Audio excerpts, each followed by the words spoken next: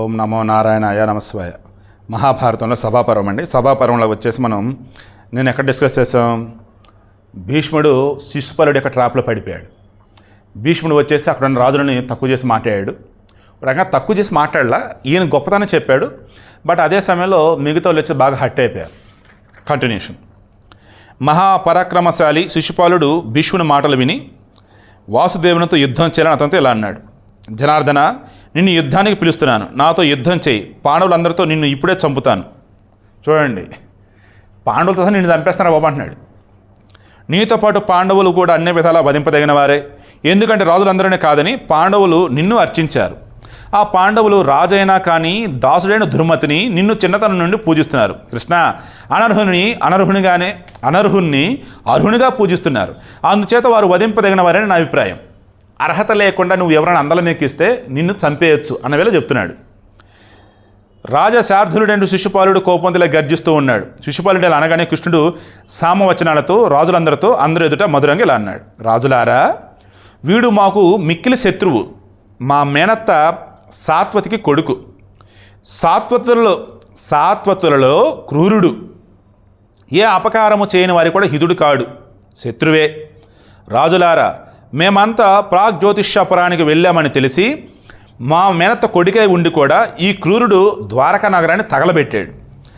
రైవతక పర్వతం మీద భోజరాజు క్రీడిస్తూ ఉంటే వీడు వాళ్ళల్లో కొందరిని చంపి కొందరిని బంధించి తన పురానికి వెళ్ళిపోయాడు.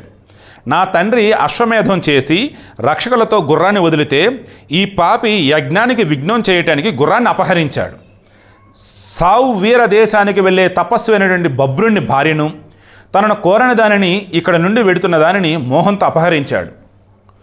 ఈ క్రూరకర్ముడు మాయారూపం దాల్చి కరుష దేశాధిపతి కోసం తపస్సు చేస్తున్న తన మేనమామ విశాలరాజు కూతురు భద్రను అపహరించి తీసుకుపోయాడు. మా మేనత్త కోసం ఈ అపరాధ దుఃఖం సహిస్తున్నాను. ఇది దైవవశాత్తు ఇప్పుడు రాజులందరి సమక్షంలో జరిగింది. ఇప్పుడు నా మీద ఎంతటి వ్యతిరేకత ప్రదర్శించాడో ప్రత్యక్షంగా మీరు చూశారు కదా. ఇక పరోక్షంలో ఏమేమి చేశాడో మీకు ఇంతకుముందే చెప్పాను. వీడు నా ముందే ఇన్ని చేస్తున్నాడు, ఇక నా ముందు కాకుండా బయట ఎన్నెన్ని చేశాడో మీకు తెలుసు కదా. గర్వితుడైనటువంటి ఇతడు రాజులందరి సమక్షంలో నా మీద చూపిన వ్యతిక్రమం క్షమింపరానిది. వీడు ఇప్పుడు మరణం కోరుకుంటున్నాడు. ఈ మూఢుడు పూర్వం రుక్మిణిని కోరాడు. వీడు నా మేనత్త కొడుకు, కానీ ఇప్పుడు నా భార్య మీద రుక్మిణిని గతంలో కోరున్నాడు. అంటే ఓ రకంగా వరుసగా చెల్లెద్ది అన్నట్టు. సరే, అప్పట్లో వచ్చేసి రాజుల్లో వచ్చేసి మరి నాకు ఇప్పటికే అర్థం కాదు అసలు వరుసలు ఏంటవి, చాలా ఘోరంగా ఉంటాయి. ఎందుకంటే ఆ సైంధవుడు అంటాడు కదా, ఆ వెధవ, వాడు వచ్చి ద్రౌపదిని కోరుకుంటాడు. ఇంకా చాలా ఉంటాడు దరిద్రుడు, కానీ వదిలేద్దాం. సరే, వాడు రుక్మిణిని పొందలేకపోయాడు.